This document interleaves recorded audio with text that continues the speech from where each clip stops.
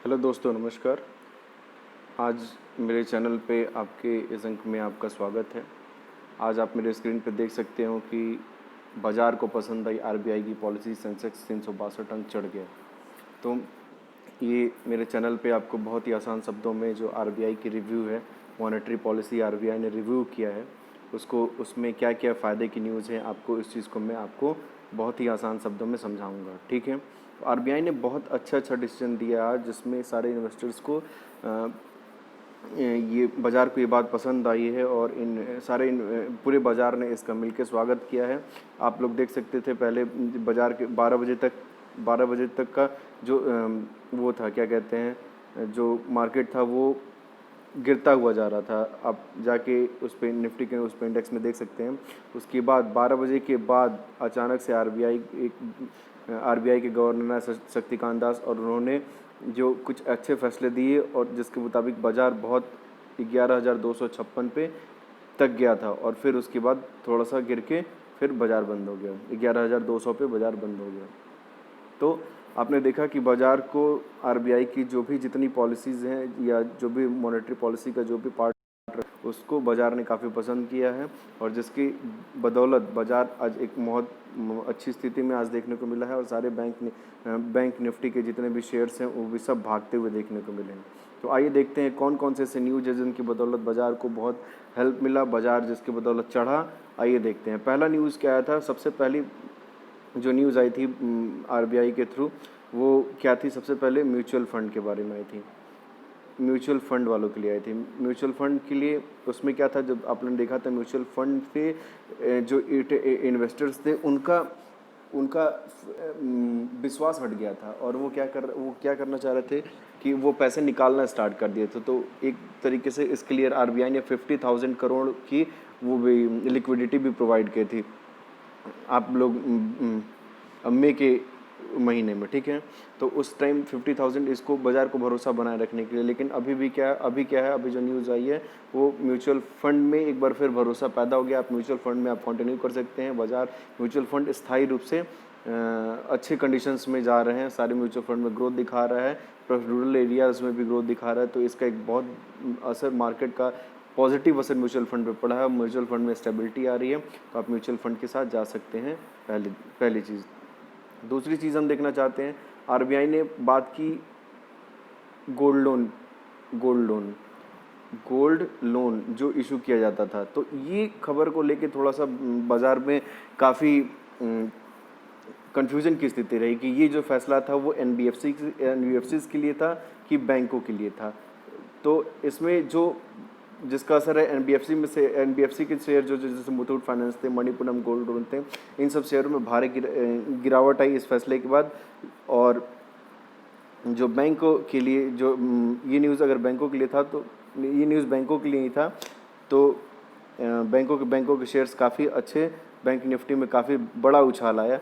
आप देख सकते हैं आरबीआई के इस फैसले के बाद। तो इस फैसले में क्या क्या है, आरबीआई ने क्या किया है, आरबीआई ने जो पहले से मतलब 100 रुपये का गोल्ड है, 100 रुपये का गोल्ड है, तो उस पर आप पहले 75% का लोन ले सकते थे। तो इस 75% को बढ़ा के 90% कर दिया गया। मतलब अब 100 रुपये पे अब 90% का लोन ले सकते हैं। तो ये फैसला था वो बैंकों के पॉइंट ऑफ व्यू से किया गया है, क्योंकि कुछ लोग कह रहे थे कि सर जितने भी ये फैसला अगर बाज़ार के लिए अच्छा है, तो मणिपुरम गोल्ड या फिर मुथूट फाइनेंस के शेयरों में गिरावट क्यों आ रही है।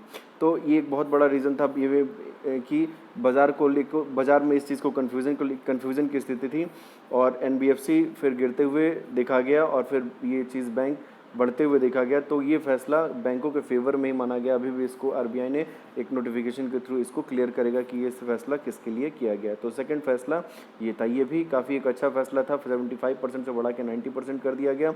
इससे बाज़ार में लिक्विडिटी बढ़ेगी, लोगों को कैश मिलेगा, और लोग उस कैश को यूज़ करना चाहेंगे, यूज़ करना स्टार्ट करेंगे। ओके। थर्ड फैसला क्या था, थर्ड इम्पॉर्टेंट फैसला क्या था, थर्ड इम्पॉर्टेंट फैसला क्या है, रेट से रिलेटेड। मतलब मेरे प्यारे दोस्तों, जो रेट था, जैसे रेपो रेट था, reverse double R triple A reverse repo rate था, फिर सीआरआर था, सीआरआर फिर क्या कहते हैं एमएसएफ था। तो ये क्या है, रेपो रेट 4% के अकॉर्डिंग ही रखा गया। ये ट्रिपल आर 4.25 के अकॉर्डिंग रखा गया, 3% के अकॉर्डिंग CRR रखा गया और 4.25 के उसमें ये MSF भी रखा गया है। तो कोई भी अनचेंज, नो चेंज, रेट में कोई भी किसी भी प्रकार का कोई भी चेंज नहीं हुआ है, ठीक है। तो ये एक बहुत बड़ा फैसला था जिस पे बाज़ार काफ़ी डरा हुआ था कि आरबीआई ने अगर रेट को थोड़ा सा भी चेंज किया तो इससे बाजार गिर भी सकता है। और आरबीआई ने संकेत भी काफ़ी दिए थे कि रेट को चेंज करने से काफ़ी जो फ़र्क चाहिए था वो एक्चुअली में पड़ नहीं रहा है। तो इस वजह से जो आरबीआई की जो रेट को बढ़ने की आशंका थी उसको क्या कहते हैं, अनचेंज की स्थिति में कर दिया गया। लेकिन आरबीआई ने एक चीज़ ये भी कह दिया है कि आने वाले दिनों में हम क्या कर सकते हैं, इसमें चेंज कर सकते हैं, मतलब आरबीआई ने अभी क्लियर रूप से इसको फैसला नहीं लिया है। और इसलिए इस चीज़ को हम अब देख रहे हैं क्या कि आरबीआई ने कोई भी रेट में चेंज नहीं किया, नो चेंज किया है, ठीक है ना। चलिए आइए देखते हैं फिर जो आप लोग देख सकते हैं स्क्रीन पे, आरबीआई ने अनचेंज 3.35 रेट, ये सारे न्यूज़ है। और जो चौथी बड़ी न्यूज़ है क्या, वो लोन मॉनिटरियम से रिलेटेड है, ठीक है प्यारे दोस्तों।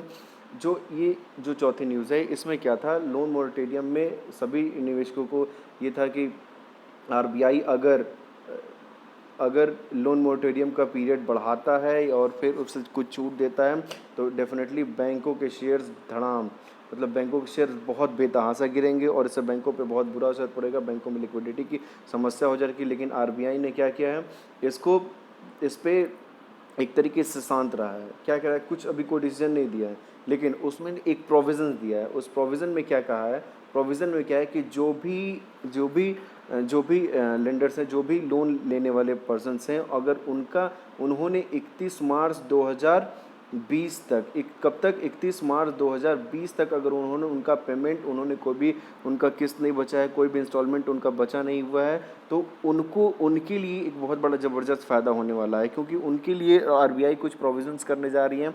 आरबीआई इसके बारे में आगे बताएगी कि वो क्या करने जा रहा है, ठीक है। तो जो लोन मॉनिटरियम